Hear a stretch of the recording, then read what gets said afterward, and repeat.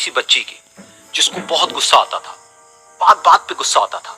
और जब उसको गुस्सा आता था तो वो ये नहीं देखती थी कि उसके सामने कौन है, और जो उसके मन में आता था वो सब बोल देती थी। कई कई बार तो वो कुछ चीजें उठाती और जमीन पे फेंकती और तोड़ देती। तो उसके माँ बाप बहुत परेशान हो गए, उनको समझ नहीं आ रहा था कि वो क्या करे।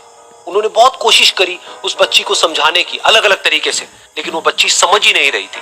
फिर एक दिन उसकी माँ ने उसकी ट्यूशन टीचर से बात करी, क्योंकि ट्यूशन टीचर ही एक ऐसी थी जिसकी की वो बात सुनती थी। तो उसकी टीचर ने उसकी माँ की सारी बातों को सुना और उनको बोला कि आप चिंता मत करो, आने वाले कुछ दिनों के अंदर अंदर ही इस बच्ची का गुस्सा पूरी तरीके से खत्म हो जाएगा।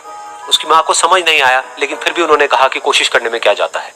फिर उस दिन रोज की तरह जब वो टीचर आई और वो क्लास शुरू होने वाली थी, तो उसकी टीचर ने उस बच्ची से कहा कि आज हम पढ़ाई नहीं करेंगे, आज हम एक गेम खेलेंगे।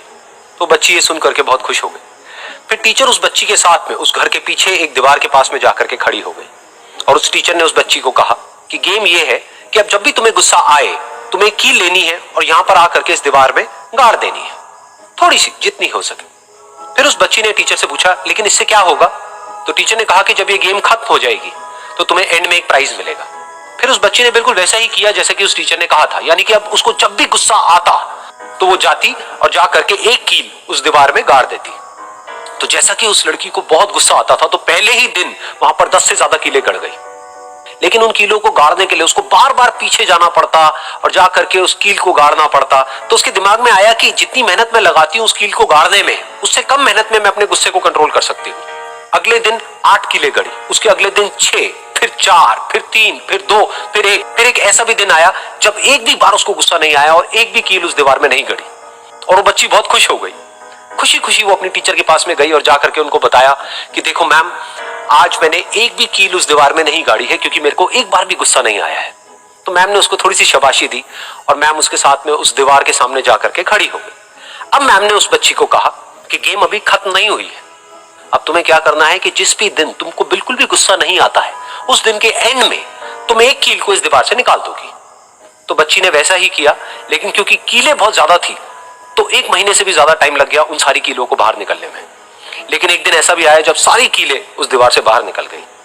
फिर वो बच्ची बहुत ही खुश होकर के अपनी टीचर के पास में गई और जाकर के बोला कि अब उस दीवार में एक भी कील नहीं है। तो उसकी टीचर उस बच्ची के साथ में उस दीवार के सामने जाकर के खड़ी हुई। उसने देखा कि एक भी कील नहीं है दीवार में। फिर उसको उसकी एक फेवरेट चॉकलेट गिफ्ट करी और बोला कि तुम इस प्राइज को जीत गई हो। बच्ची बहुत ही खुश हो गई।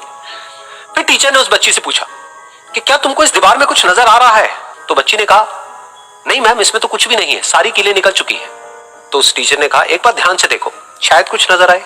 तो उस बच्ची ने दोबारा देखा और कहा, वो जो कीलें मैंने गाड़ी थी उसके कुछ निशान मुझे नजर आ रहे हैं दीवार में। जब बच्ची ने ये देख लिया, फिर उसकी मैम ने उस बच्ची को कहा, जैसे तुमने इस दीवार में कील गाड़ी और अब तुम उस कील को तो निकाल सकती हो लेकिन उसके निशान को नहीं मिटा सकती, ठीक इसी तरह से होता है जब तुम गुस्सा करती हो।